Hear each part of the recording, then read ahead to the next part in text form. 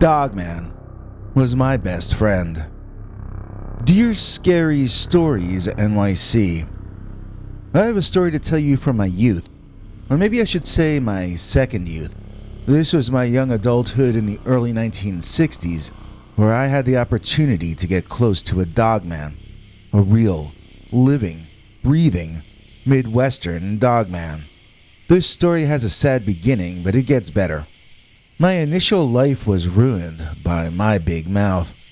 I was barely getting started in the world when I ratted out some very important criminals. And soon I was the only one left in my family. The feds put me into witness relocation and set me up with a mediocre new life. Mediocre lives stay under the radar, and mediocre people know how to keep their mouths shut. I had lost everything. It was like life smacked me with the back of its hand. At first, all I could think about was what I'd lost and who I missed. The job they got for me was mindless, which was a good thing, because I couldn't have managed much more for the first couple years. The house they set me up in was tiny, but the yard in the back led into some woods that I got to wander into on my off days. When I realized that those woods were actually a shortcut to my job, I started to go in through there in the mornings, and then back in the evening. One night walking home from work, I stopped to get myself a snack, and I decided on a package of beef jerky. Walking on my shortcut through the woods home, and eating my jerky, I was surprised to see a dogman race out of the woods to my right, across the path I was walking on, then back into the woods on my left.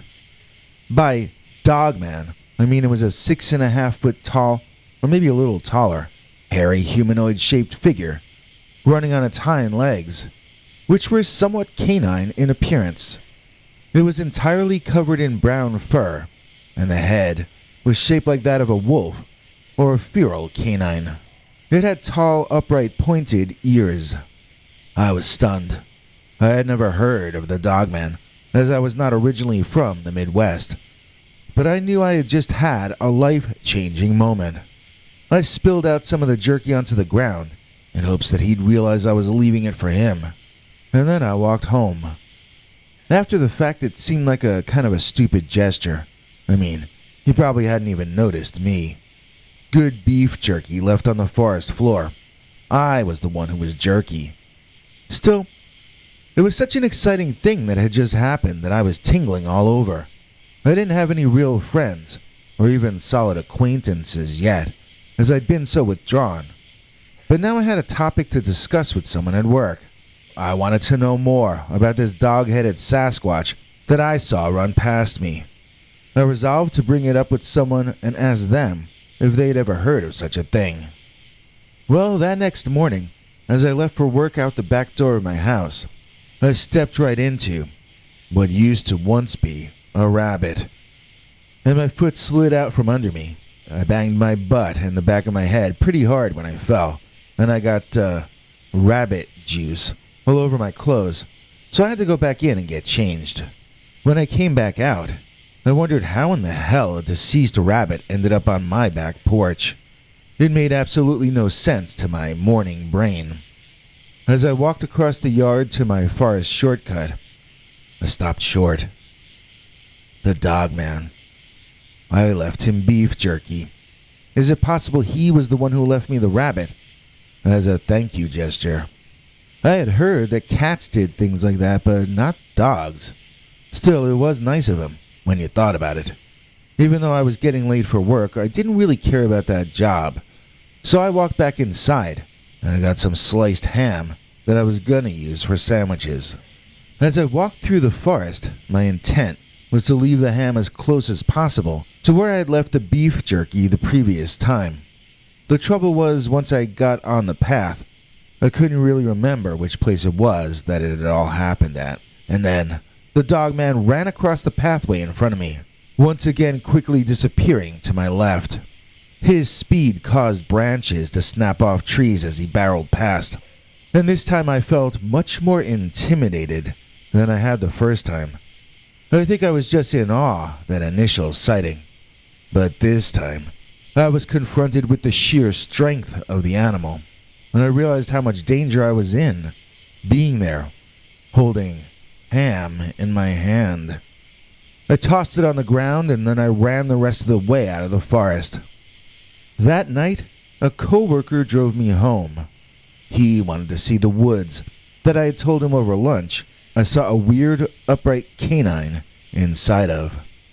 As we stepped out back, there was something there waiting for me. This time I won't say what kind of an animal it was, left unbreathing outside the back door, because I don't even know what it was. I kicked it away so that my coworker wouldn't step in it. He stood at the back door and looked at those woods, like he was seeing the Dogman himself. I asked him if he wanted to take a stroll. He cut me off to say that he had to get home to make dinner for his wife. Oh, he meant he had to get home because his wife was making dinner. He was stuttering and stammering, and I let the poor guy get out of there. So this was the Midwestern Dogman that I was dealing with, and his reputation was clearly an ugly one, enough to scare a grown man. After that, I took the long way around the woods to and from work for a while. Even doing it that way meant walking past the woods down these 2 blocks, and I shivered the entire way. One dark morning, when I walked past this edge of the small woods, I heard what sounded like dog whining. I looked around, and eventually, I saw 2 golden glowing eyes from inside the darkened tree cover. I felt like lightning was shooting through me when I realized who and what that was in there, staring back.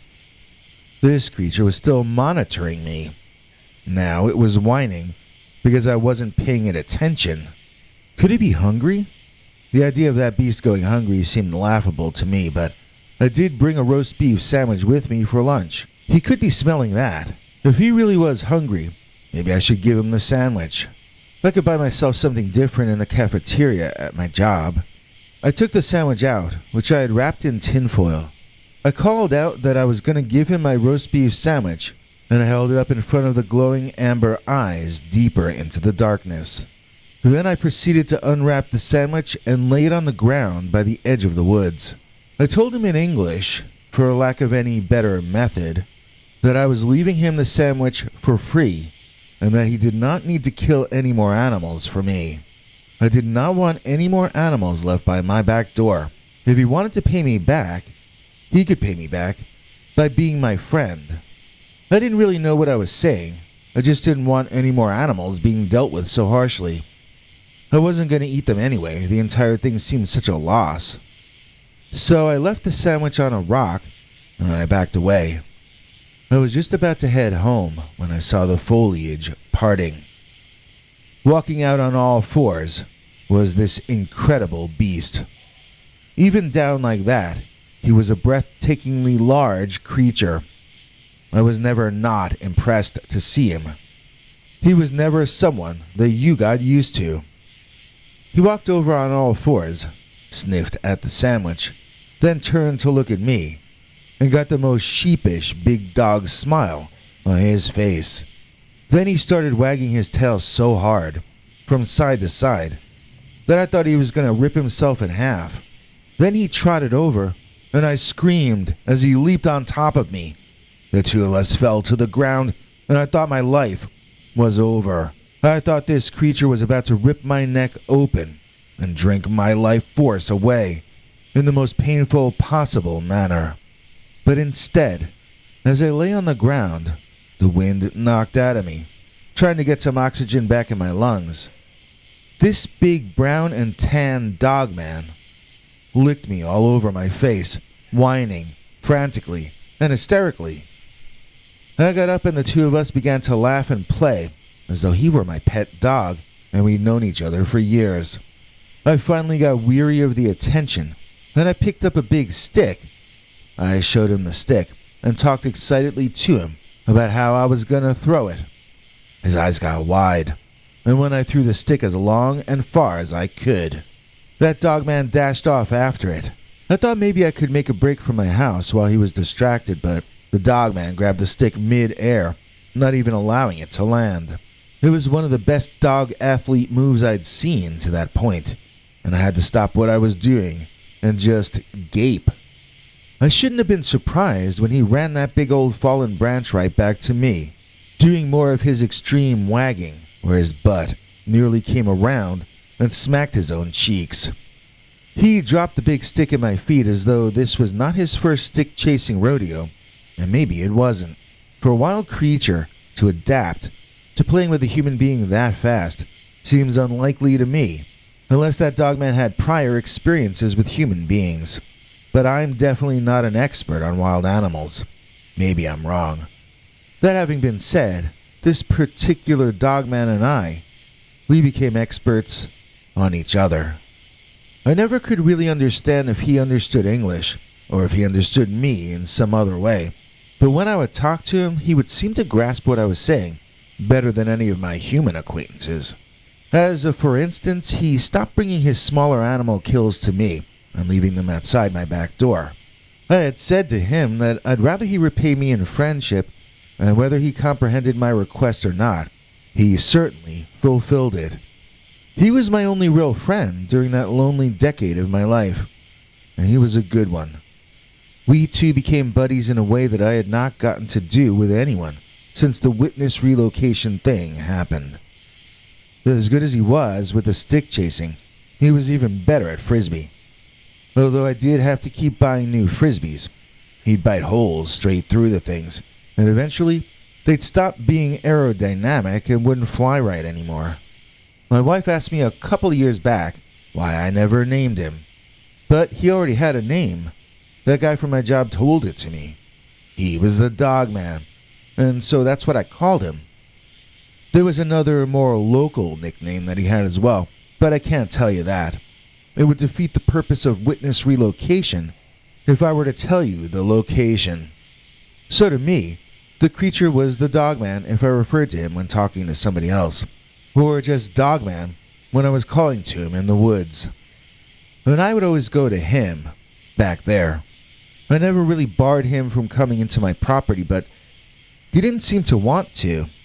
I once saw his eyes watching me from the trees in my backyard, but when I called to him, I could hear him running away loudly. I don't think he meant for me to notice him there, so maybe he spied on me, or was watching over me. To put it another way, it took a really long time for me to begin to open up as a human being in my new life. But when I was in my mid-30s, a woman came to work at my job that I hit it off with. We started to open up to each other a bit, and then we had some private jokes between only us. One of the running gags was how a lonely guy like me needed a dog to cheer him up. She had no idea how ironic that statement was, and I didn't want to tell her why either. This woman and I might be becoming very good friends, and I didn't want to let her see my weird side that soon. I was hoping to create a much stronger bond before figuring out how to tell her about the Dogman, and how to tell the Dogman about her.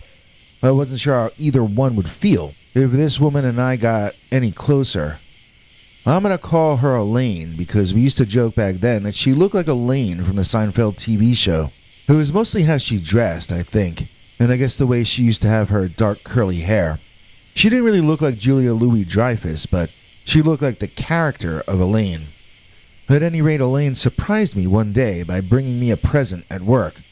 A young German shepherd, whose humans had lost their home and had to give him up. She told me he answered to Jasper, but he was young enough that I could probably rename him if I wanted to. He was still a puppy, really, or at the stage when he was starting to grow up out of being a puppy. My first thought was not one of happiness or gratefulness. My first thought was that this little dog was about the size of the animals that the Dogman used to leave for me on my back porch. My second thought was that this dog would not be safe living with me. I felt in shock. This was not in any way something I could have predicted, even though I guess the warning signs were there. I went beet-faced red in embarrassment, but I thanked Elaine profusely. Everyone thought my cheeks were flushed because this pretty coworker was being so kind, but it was more because I didn't know how I was going to get out of this situation. So when work was done that day, I walked to the store that sold the best beef jerky, and I got a large bag of it. I walked Jasper at the end of a leash into those woods where I fully expected the Dogman to be. I walked more slowly than usual, allowing Jasper to smell around and mark his turf here and there. And then, the atmosphere shifted, in that way it always did, just before the Dogman would appear. Somehow the forest would sound different, and the pressure in my ears would shift as well. I knew he was coming, and so I stopped walking and waited for him to get closer. I knew he was near when Jasper started growling at something that I couldn't see. Looking in the direction that the young dog was snarling, I saw the Dogman, just inside the shadow of the tree cover, down on all fours. I watched him stare at my young dog as he bared his teeth and growled a sound so deep that it made the bottom of my feet tickle inside my shoes, and all the hair on my body stood on end. I don't think I'd ever heard the Dogman when he was unhappy before, and it was an unpleasant thing to have to experience. I felt flooded with emotion, and I dropped down to the ground, throwing my arms around Jasper. The poor thing was no longer growling back. Now he was shaking all over, uncontrollably. What had I done? I wanted to introduce the two animals, but instead, I was going to be getting me and the puppy done away with. Remembering the beef jerky I had bought, I pulled it out, unwrapped it, and tossed the entire contents of the bag over in the direction of the Dogman. It landed a few feet to the right of him from my perspective, and I saw his eyes follow the arc of the meat until it all landed. At the very least, his anger had seemed to subside a bit, and he was no longer acting threatening to my Jasper. And that was when I saw him do something that the Dogman almost never did in front of me. He stood up on his hind legs, which caused poor Jasper to whimper and whine. I picked the puppy up in my arms and I stood there, soothing him, as the Dogman, now standing at his full bipedal height, stared down at the two of us with an impenetrable expression on his canine face. Then the great beast walked on his hind legs like a man over to where I had tossed the meat, and he bent over to pick it all up in one hand-like claw. That was another thing I'd almost never seen him do. When he was around me, he usually acted, like a dog. He stayed down on all fours. He caught the frisbees and sticks in his mouth, not with his hands, and he wagged his tail a lot. So him acting all serious and standing up like a man before retrieving the meat was clearly him trying to tell me something. And then, instead of eating the beef jerky or walking away with it, he took one of the smaller pieces in the pile and he tossed it back onto the grass in front of me and Jasper. And then that Dogman walked off. Now, I could be wrong because I don't actually own a human-to-Dogman translator, but I think he was tossing that meat back for Jasper, not for me. I think that by standing up, he was saying to me, I'm like you. And then by sharing some of the jerky with the puppy, he was acting like me, sharing my jerky with him in the first place. He was saying something like, if you have a new puppy, then I have a new puppy. Instead of devouring both of us in rage and jealousy, which he could have done, he chose to upgrade our friendship instead. And he chose to accept my puppy into our friendship. This was not a simple-minded brute. He was this man's best friend. So Elaine and I started dating and became very close. We were starting to call each other boyfriend and girlfriend when that guy from my job who I mentioned earlier, the one who first told me that was a Dogman behind my property, well, that guy got jealous and he decided to try and ruin things. Behind my back, he told Elaine about the Dogman. He mocked me cruelly, telling her that she'd never get to marry me because I was already married to a feral werewolf living in the woods. The guy was really a creep about the entire thing. It didn't make Elaine want to leave me, but she did want to hear more about the Dogman. I told her there was nothing to say about the beast, that if she was going to want to know me in the long term, she was going to have to meet with this creature herself. She kept looking at me like she had no idea if I was serious or joking. But for the first time, she consented to come over to my house after work. I wasn't sure how the Dogman would react, but I knew it would be better to jump into the fire willingly. Holding hands, Elaine and I walked through the woods toward my backyard. Sure enough, at some point, the atmosphere shifted. Elaine asked me what just happened, and I knew she could feel it too. The Dogman walked slowly up to stand behind some bushes and stare at us. He was on his hind legs, and the surprise of this caused Elaine's knees to buckle. I caught her and threw my arms around her, holding her tight. I called to the Dogman and told him that this was my new friend, and I wanted her to be his friend too. Crash! Out of the bushes burst the Dogman down on all fours, and he tackled both of us, throwing us to the floor. I wondered if this was the way it was all going to end, eaten alive by a jealous canine behind my own house. But it wasn't teeth that met my face. It was the tongue of that crazy animal. He was standing on top of both of us at once, holding us down so that he could sniff and lick us all over our faces. When Elaine got over the shock, she started giggling, as the Dogman's tongue could tickle when he really started going at it. So it was Elaine referring to the Dogman as salt and pepper that first clued me in that he was aging. I hadn't even noticed the white hairs creeping in with the brown before she said that, but I certainly did afterward. The Dogman became grayer over the next 5 or 6 years, and after Jasper passed on in the early 70s, I stopped ever hearing from my big beautiful forest friend anymore. Elaine, who is now my wife, and I both talk about where the Dogman went to retire and what adventures he's having these days. But we both assume he passed, probably around the same time that Jasper did. We don't want to admit it or face it, though, because he was such a force of nature for so long. I think I felt he had always been there, and always would be. He never felt like an ordinary animal in any way, and he never felt finite, or short-term either. But like all of us, the Dogman's life had a beginning, a middle, and an end. I have no idea how old he was when I met him, but he was already an adult. For that reason, I can't really speculate on what his lifespan must have been. I knew him around 11 or 12 years. Was he a year or two old when we met?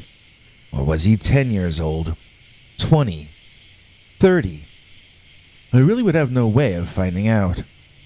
Even though I got to know him so well, the Dogman will always remain mostly a mystery to me. But at least I can honor him for the remainder of my life by proclaiming the truth proudly. The Dogman was my best friend. Our executive producer is Mr. Ace. He's a badass all over the place. Please join me in thanking Ace Williams for being today's executive producer. Ace has been a supporter of us in various ways, and we can't thank him enough. This episode was brought to you by his generosity. If you'd like to help us stay on the air like Mr. Ace Williams, then listen to this important message from our international TV spokesmongrel, Henry Lee Dogman. Hank? Thanks, Biggie. And thanks to all of you for watching this far. If you liked it, please click like. If you'd like to see more of our work, please subscribe. And also click that bell icon if you'd like to be notified when we put out a new episode. To become an executive producer, you can donate to us through the thanks button under each of our videos or through our paypal.me/PeterBernard209 page. To receive cool perks like secret uncensored Dogman episodes far too wild to ever run on this channel, you can become a YouTube channel member by clicking the join button, or join our PayPal subscribers club at peterbernard.com. Joining either at the $3 a month level or above gets you access to our over 25 hours of secret uncensored Dogman stories available nowhere else. Do you have a scary story about Dogman or some other kind of high strangeness that happened to you? Let us know by emailing us at scarystoriesnyc@gmail.com or by leaving us a voicemail message at 804-LASCARY. You may need to call back on that one. It cuts off after, I think, 3 minutes. And if you don't want to do any of that stuff, thank you for simply watching to the end. Good night, and have a scary tomorrow.